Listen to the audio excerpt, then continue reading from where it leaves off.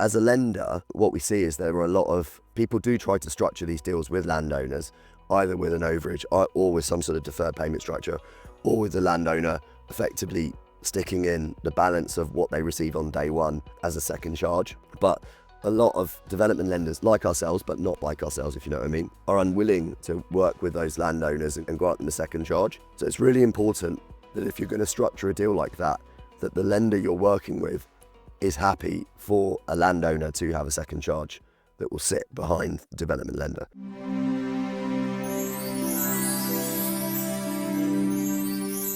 Hey UK property people, we'd love to have you join us at This Property Life Networking. It's a no-guru friendly community. Our network gets a private WhatsApp group for daily advice and deal sharing, monthly online networking with live market updates and in-person events every year. Hit the link in the description below, join today and start building real connections with active property investors. Welcome to This Property Life, the podcast where we get real about what it takes to succeed in today's property market.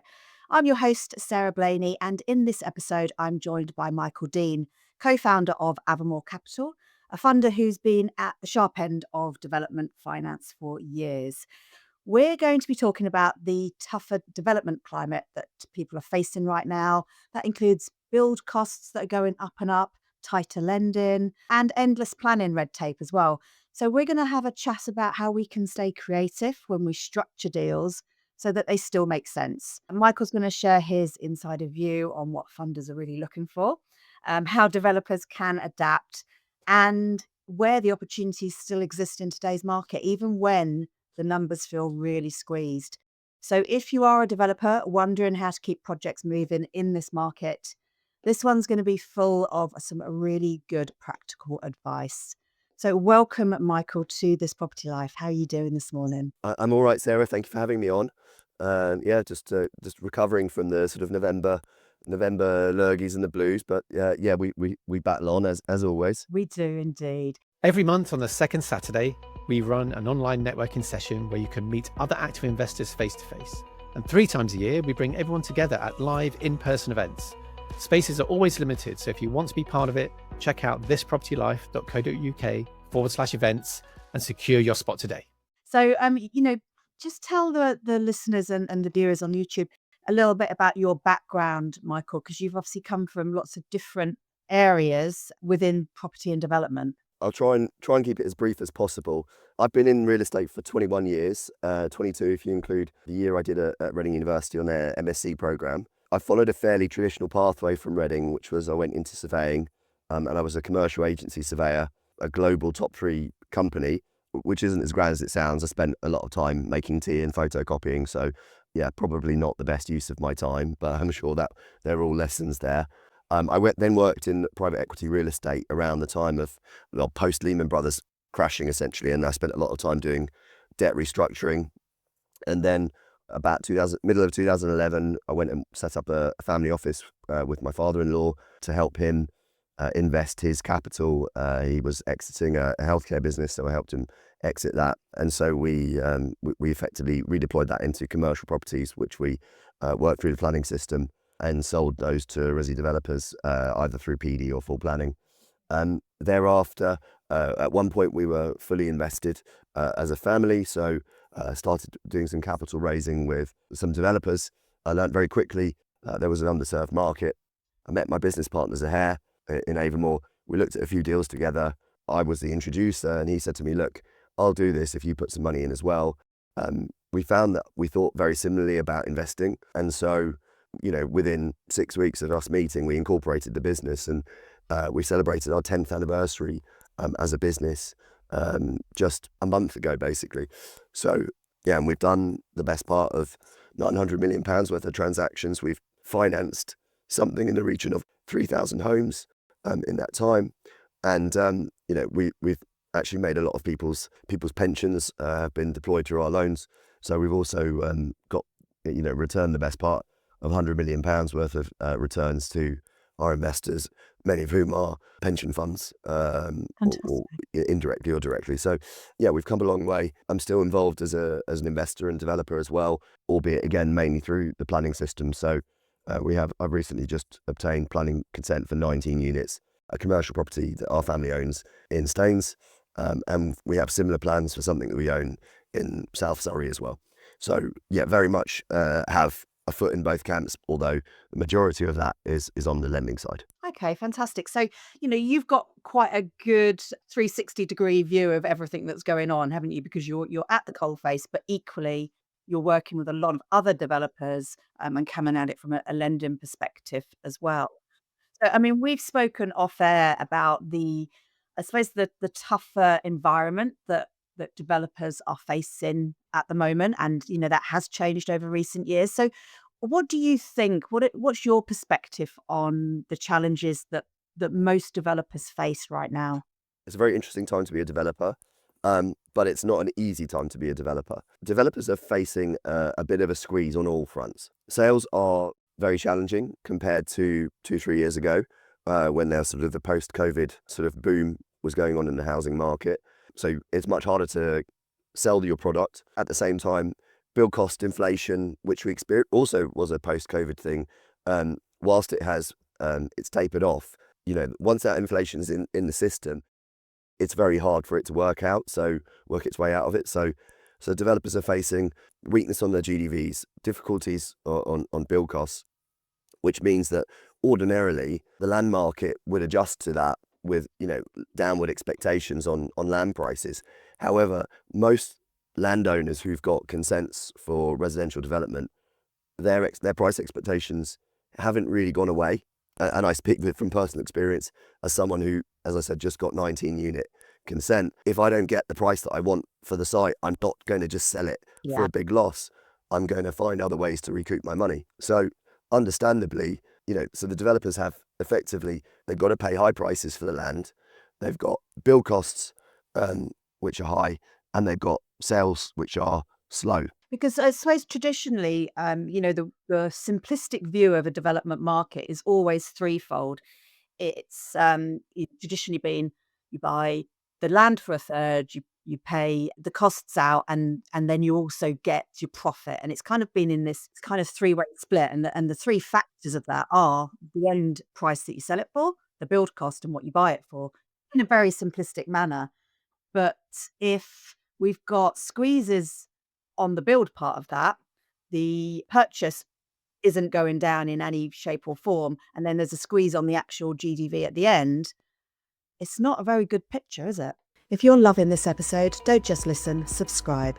Hit that subscribe button right now so you never miss our weekly property chats, deal breakdowns, and market updates. It takes a couple of seconds, it's free, and it helps us bring you even better guests and property chat. Well, and I think actually there's an additional factors that you need to look at, Sarah, as well, which is that a lot of the developers, their equity piece, they're not able to get their equity out of the schemes that they're exiting, essentially, because the sales are slower. So then they don't have the equity to then go and buy the next scheme. And there has been a bit of a retrenchment in the appetite of development funders. I can talk about how I wouldn't say bucking the trend, but we operate in a slightly different market, which means that we have a bit more flexibility, or things to be structured a bit more flexibly. But fundamentally, if you can't get your equity out the scheme that you're just finishing off, because the traditional model for most smaller house builders is you're buying one, you're building one, you're selling one. If you can't get the cash out of the one that you're selling, you can't then effectively get the hamster wheel going again and get that purchase going.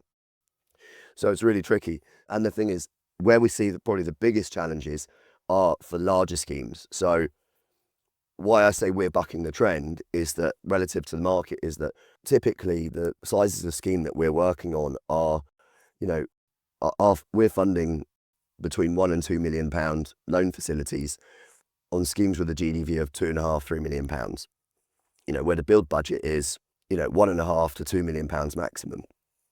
Now, what that means is you don't have that many units, so there's not as much sales risk, but also the amount of equity that's required from the developer isn't that high.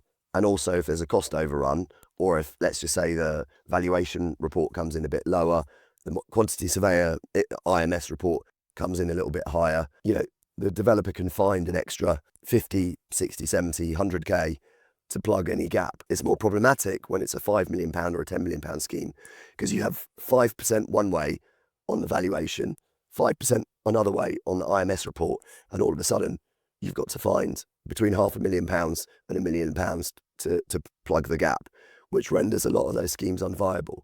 But when you're at the smaller end, there are more, you can be more innovative. And also on top of that, you could, let's say they're purchasing with the vendor, they can structure a deal with the vendor where the vendor effectively defers part of the land consideration, and that land consideration only comes out after they hit a certain milestone, whether it's practical completion or after a certain level of sales. Yeah, and I think that's a really interesting point as well. So the differentiations you've made there around the actual size of the deal, the size of the developer, in a way that you've got what we might call a smaller developer. We've got our mid-sized developers, and then there's the large scale, big house builders that most people are aware of. But you're very much focusing around that sort of small towards the medium-sized aspect. And I guess there are more creative deals that can be done at the land purchase or the site purchase aspect of that. Probably maybe because the people that they're buying from may not have the expectations that you've mentioned before, in terms of, farmers having options on their land, etc. If it's a very large volume of land, they're going to have a very high expectation. Whereas if we're looking at taking smaller parcels, potentially even from 2 or 3 different people in a land grab, there's a lot more creativity that you can do, isn't there?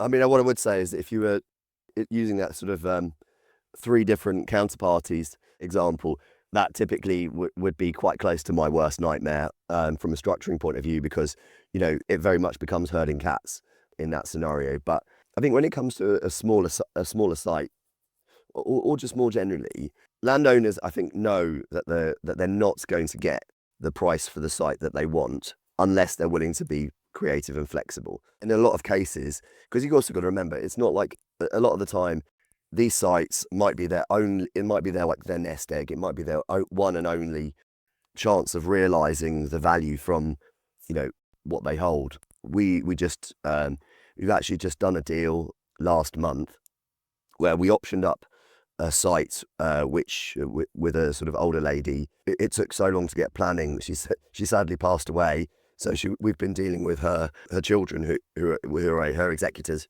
We had an agreement in place with them. We then looked at selling that site on, and it was difficult for us to achieve the land value that we wanted to get from that site.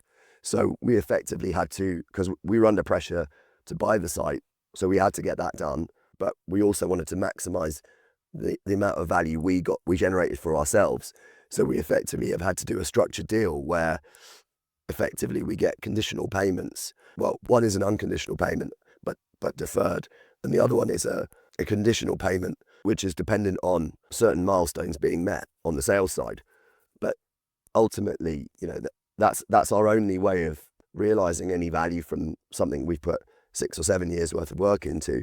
So you have to be open-minded and creative about how you go about dealing with those sites. So, I mean, when we talk about creativity, and I guess just laying it out in clear steps for people listening to this episode, when we talk about deferred land payments or option agreements, what do we actually mean? What does that mean for you as the purchaser, and what does it mean for the person selling?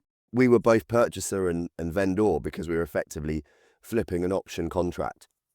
But so for the vendor, our vendor, top seller, they received, it was actually quite drawn out, and we had to almost go to litigation, but we've had a red book valuation, and we paid effectively a minimum price, because the minimum price was triggered because the red book valuation was below the minimum price. And then we agreed, and then our onward purchaser, we sold to them at a price, but there were certain milestones that they said that they would only pay us, I suppose, that what we would call the full fat price, and essentially that related to hitting a certain GDV. So they had to hit a certain, let's call it £6 million worth of sales. We'd get an extra 100k. So you've got like situation. An overage kind of agreement in there. It's kind of like an overage, but we've secured that, I suppose, payment obligation by way of a charge. So we have a second charge over the site that sits behind the senior lender.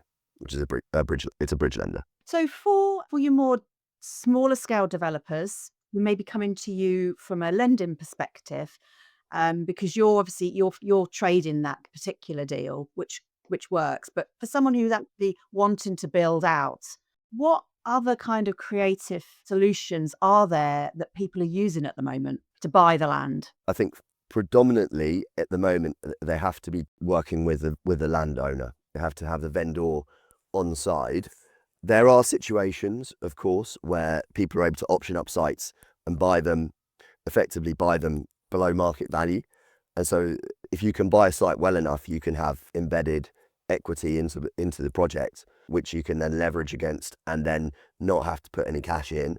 But that's difficult at the moment because land values are a bit depressed. And so whereas you might three or 4 years ago, where the land market was really hot, you could have got away with that. Now it's a bit more tricky. So that's why I say it's a lot easier to do it with a compliant landowner. But as a lender, what we see is there are a lot of people do try to structure these deals with landowners, either with an overage or with some sort of deferred payment structure, or with the landowner effectively sticking in the balance of what they receive on day one as a second charge. But a lot of development lenders not like ourselves, if you know what I mean, are unwilling to work with those landowners and grant them a second charge. So it's really important that if you're going to structure a deal like that the lender you're working with is happy for a landowner to have a second charge that will sit behind the development lender. Now that's something that we at Avamore have done since we started, but a lot of development lenders, certainly challenger banks, they can be a bit fussy about who they're allowed to sit behind them. Yeah, and they would prefer a more clear-cut kind of charge scheme. So if in that case, obviously you're a little bit more fluid, probably because you understand the market and you're doing it as well. But if you were looking as a smaller developer, then as a cleaner cut approach, would something like a JV and profit share be more appropriate? One of the structures that we've worked on in the last 6 months is effectively there's a development agreement between the developer and the landowner, but actually our borrower ends up being, or the chargeor ends up being the landowner. So in effect, the landowner is charging their site, and then the developer and the landowner have a separate development agreement between the two of them where they work out essentially a split of the revenue. So there's certainly something that we've worked on. Again, not all development lenders will be okay with that, but it's definitely one of the ways that you can have what I'd call a low equity way of doing a development, essentially. Yeah. And I mean, I guess that kind of relationship that you might build up with that landowner to come to that conclusion of, okay, let's go into this from a JV perspective and bring them on board to the lender as well. I mean, that takes time, doesn't it? That's not going to be, you meet someone at a networking meeting and the next day it's all done. These are longer pipeline things. No, you need to have the right lawyers as well. You need to have professional advisors who can give you the right advice. It can't be, Mrs. Smith who runs a conveyancing firm above a chicken cottage. You need to have someone you need to be working with a commercial property lawyer who has experience in structuring joint venture agreements. If you try to do that with the gentleman or lady who did your house purchase, then you're going to be in trouble. It's going to take months longer, and it's going to end up costing you more, because essentially your lender's lawyer is going to have to do all the work, have to hold the hands of all the parties, and ultimately you will end up paying for that. Yeah, because you've really got three lawyers involved here, haven't you? You've got the lender's lawyer, your own lawyer, and then the landowner's lawyer. Lawyer as well. So you've got three parties talking to each other. In terms of, a lot of people will say, well, how do I structure a JV? And is it not a blank sheet of paper at the beginning as to, what everyone wants? There's similar concepts between them all, but ultimately it's unique to the deal. Yeah, I agree with that. Ultimately, every deal is unique, but of course there are always common themes as well. I guess we are in the AI era, and so I would say that it's probably not a terrible idea, just if you want to get an early head start, use ChatGPT. But there will be things that you haven't thought about, or ChatGPT won't have thought about, because at the end of the day, it's only as good as the data set that sits behind it. But, if you want to have like kind of half the battle, I always find is if someone presents something to you that's half baked, I'd rather have something half baked that I can edit than having to start with a blank sheet of paper.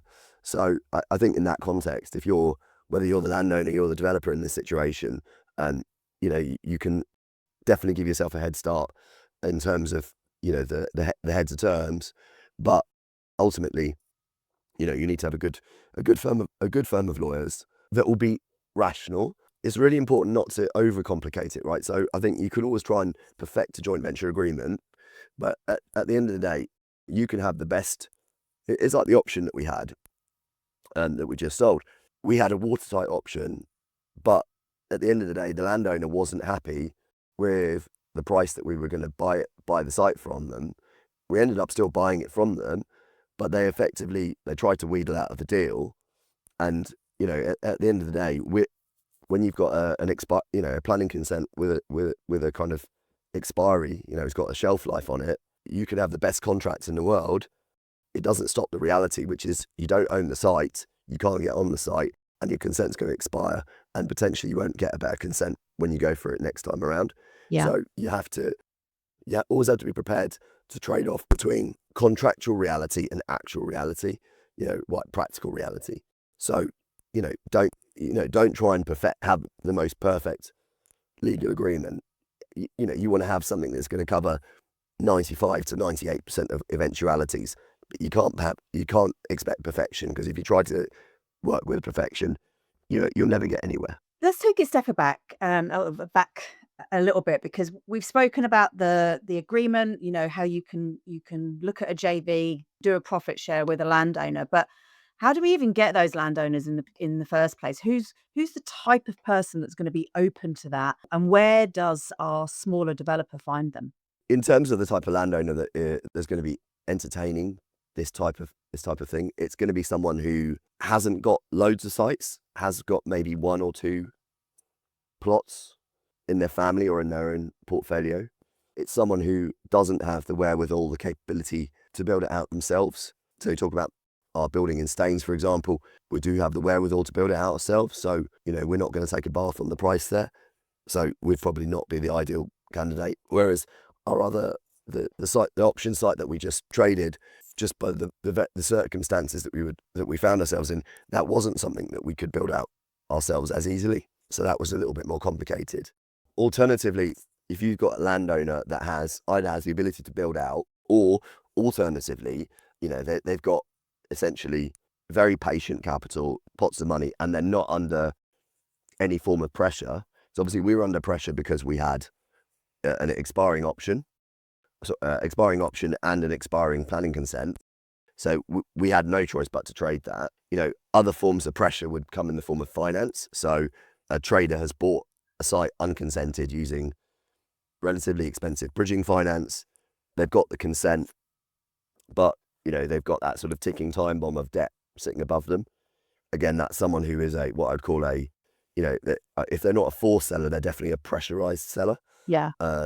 So you want to find people who are motivated to trade. You talk about farmers, for example, but the farmer, in lots of circumstances, will just say to you, well, this site's been in our family for generations, what's another 5 years? They're going to take that sort of approach. In terms of where you find the opportunities, obviously it's a myriad of ways of getting hold of people. Simplest way is obviously look at, if you have a particular area of operation as a developer, just keep scanning the local authority planning portal and seeing, on a whatever basis, just monitor applications that have been made, submitted and approved. And if there's one you like the look of, try and approach that landowner directly. Otherwise, it's agents, mortgage brokers increasingly have access to sites, either because they've got clients that they got into the deals and they're trying to get them out, or they're aware of them. Even talk to lenders. I mean, if you talk to a lender like ourselves, we're constantly looking for sites for our clients. So, just trying to add that little bit of value to them as well. It's building that professional network of sort of third party suppliers and affiliates, isn't it? Yeah. And spreading the word lots of different ways, because if you are just relying on one avenue to get your pipeline up, you're going to be waiting a long time. Whereas if you're employing lots and lots of different pipelines that come in, you've got more success in this area. And I suppose these deals take such a long time that you have to, that business development aspect is really important, isn't it? Yeah, I think it's really important. In the era of social media, I think it's really important that you have a good profile, but also a very professional profile as well. Especially in the case of where you're taking out an option or anything that's going to take a period of time, you're going to have a longer term relationship with that landowner, and even more so if you're going to end up doing a JV with them or having some sort of overage or deferred payment. So very important that the market's perception of you is as positive as possible, so that you have a high profile, but also professional. And I guess that kind of goes for the landowner as well, in terms of like, what are the red flags around a landowner that developers should be aware of so that they don't get themselves into a relationship with someone that may be a long-term relationship just because of the scheme, but that could ultimately harm them? It works on both sides, Sarah, if I'm being blunt. If I'm a landowner, the last thing, one of the issues we had with the option that we just traded was that we actually ended up selling the site to an Avamore client in the end, because the purchaser who was going to buy it from us outright without any bells or whistles, they actually approached Avamore about financing the scheme. And one of the directors of that purchaser, our managing director, Greg, had dealings with before, and they weren't very positive. Notwithstanding that, we still allowed them to have a go at purchasing it. But they dilly-dallied for months over the summer. And in the end, they put us in a position where we had no choice but to walk away from them. So it's really important that that the person that's purchasing from you is of good character, is fundable. They're fundable, they're financeable. They've got good levels of experience. They don't have credit issues. Yeah. They don't have reputational issues that would get in the way of them securing the finance that they need to do the deal. Because if they've got any of those things as red flags, as the landowner, because you'll be subordinated to the lender for the portion of the purchase price that you've deferred. You're very much in the hands of the person you're JVing with, the developer. If the developer messes up, the lender will end up eroding your equity or your capital to the point that you may end up getting none of it. So I'd say it's probably much more on the landowner side than it is the developer side. Whereas on the developer side, from their perspective, what they want to have is a landowner that's motivated, that is, if they're working with agents, they should only be working with one agent. They're not tarting it around the market. You're going to be investing a lot of money in lender due diligence, your own due diligence reports as well. That can run into tens of thousands of pounds in total, possibly even more. The last thing you want is on the day that you go in to sign, the landowner goes, nah, don't fancy it, I'm doing this with someone else. When you've just, spanked tens of thousands of pounds up the wall on DD reports, and not to mention the time and effort and all the rest of it. So, when you go into this as the developer, you want to make sure that the landowner you're dealing with is serious and is well represented. So we talked about professional advisors, particularly lawyers. Again, no Mrs. Jones above the chicken cottage, conveyancer, proper commercial property lawyers. Everyone's properly advised and everyone's motivated, everyone's committed to the deal. If you've got that, chances are it will go in the right direction. However, nothing is ever certain.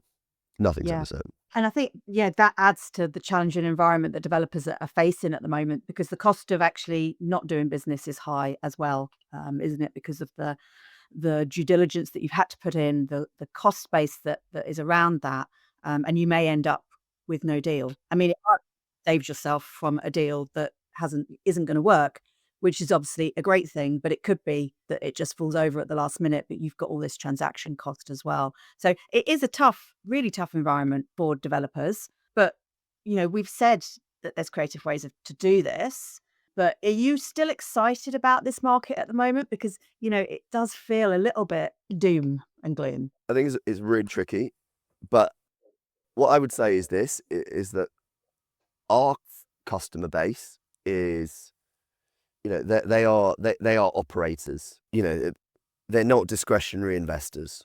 I think that this market is for operators and, what I would call contractor developers and let's just say, or kind of what I would call professional HMO, professional landlord types, where it's that kind of market where they will buy, they're the type of operator that if the market's hot, they'll buy. If the market's in the middle, they'll buy.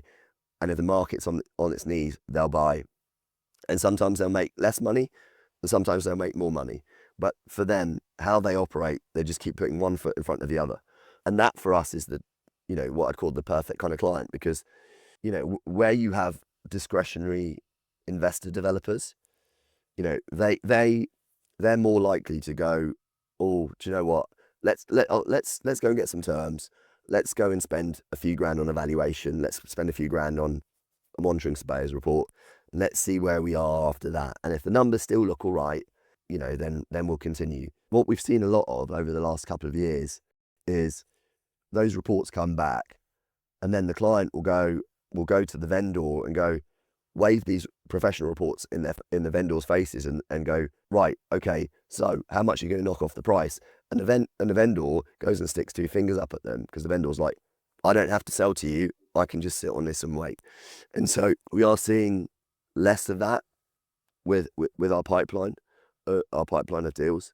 I'd be lying if I said it was easy. It's not. But at the same time, there are genuine opportunities to pick up built stock or near complete stock at what I would call generational discounts. Like, we have a client, and his main business is actually performance auto parts, but he's got a house in home counties that he's refurbed, and we financed it. And he said to me, I'm looking to raise some money for my performance auto parts business, and I also want to release some cash from the house in Windsor. What do you advise? I said, first of all, don't ask me for advice on the auto parts business. That's outside of my area of expertise. He said, do you think I should put the house in Windsor in an auction? I said, look, again, take proper advice, but right now, unless you want to have your pants pulled down royally, do not put that house in an auction. Because right now the auction investors, they smell the blood in the water, and people are picking up insane discounts, absolutely insane discounts. And so there's, there are opportunities out there if you align yourself to the right sorts of things. And although we're less active on the bridge lending space because there are others who are just more aggressive on leverage and more aggressive on price, the financing is there for below market auction purchases right now. So it's an interesting time. It's not a static market, and our job should be to lend whether the market's going up or down. Right, our job is just to facilitate those that want to participate in the market.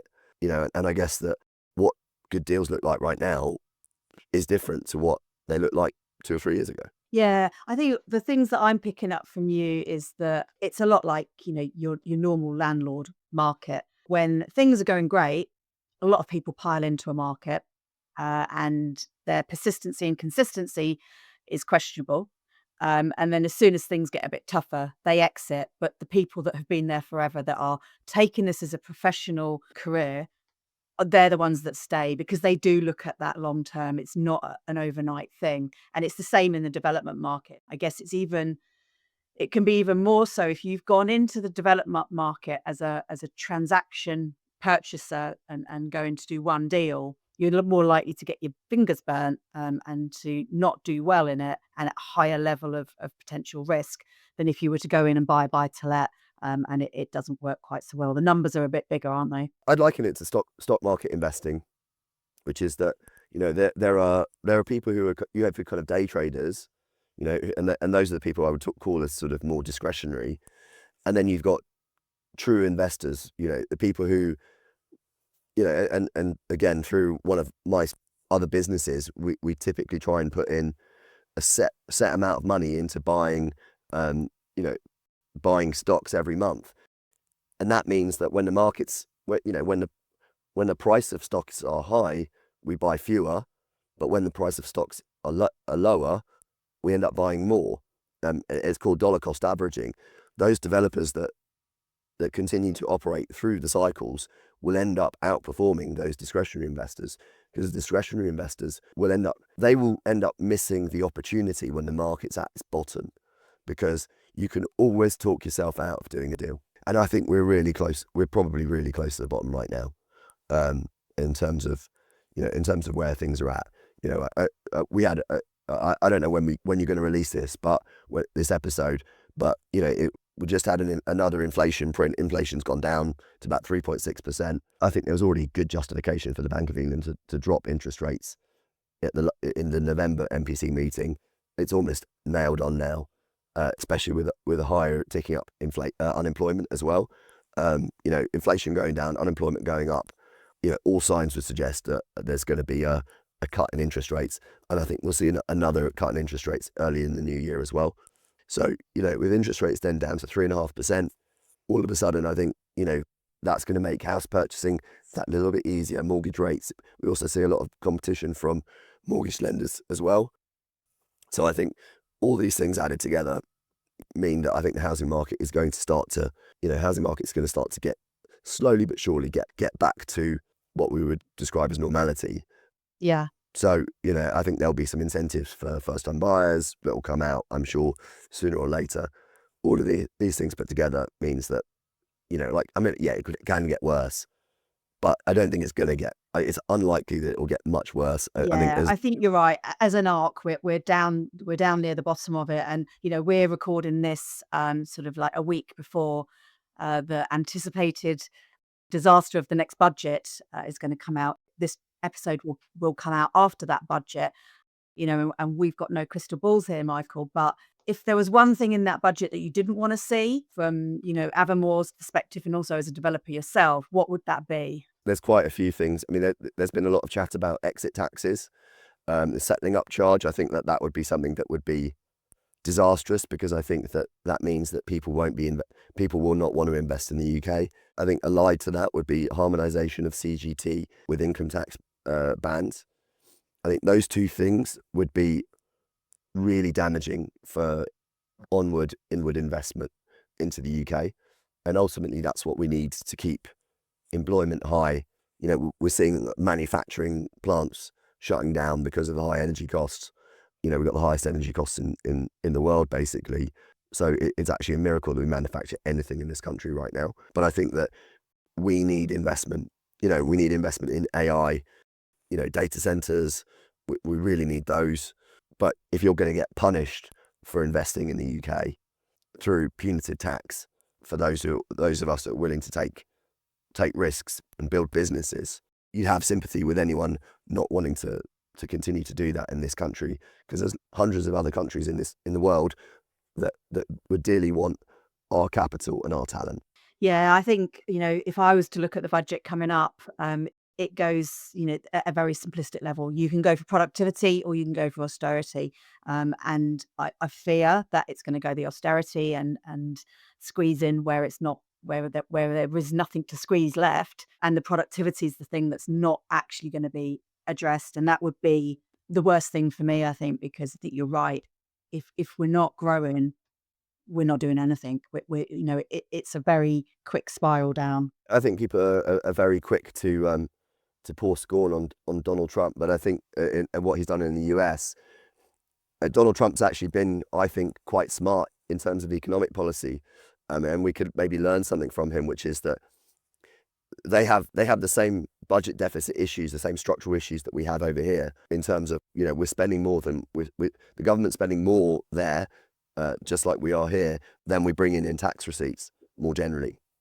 But instead of trying to cut the state over there, what he's thinking is, right, we just need to outgrow, we need growth in the economy, which effectively, in the end, it'll end up balancing out. They'll end up balancing out the books through growth. And we need to do the same here. unfortunately, I don't think we'll have a taxation policy that will enable that to happen. And so we'll end up with this sort of stagflation type scenario, which means that we're just going to bumble along for the next few years, effectively burdened by taxation and regulation. I mean, I think another thing that not enough people are talking about is the Employment Rights Bill. That's going to be a big driver of reductions in headcount in the UK. When that becomes law, effectively granting people employment rights from day one is going to be problematic. It's going to lead to a lot of litigation between employees and employers. So that's going to be problematic. It's going to create very toxic workplace cultures. But something I learned today is that trade unions will have the rights to literally walk into your office at any time of their choosing and go through your files and your books, which I had no idea was going to be the case.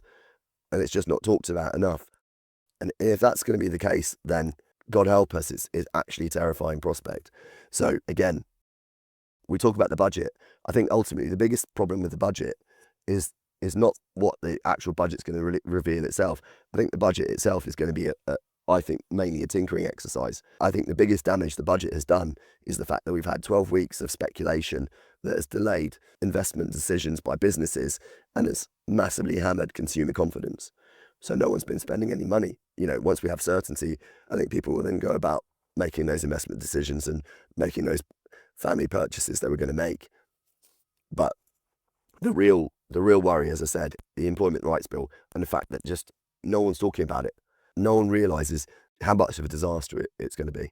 That's a really interesting one, and maybe that's one that we can do another episode on the consequences of that, because I remember back to the previous budget where the NI went up, and it was like that's a nail in a coffin for so many retail and hospitality businesses, and it took till it got enforced into the April, but already that decision making was starting to happen, and you see it accelerated post April.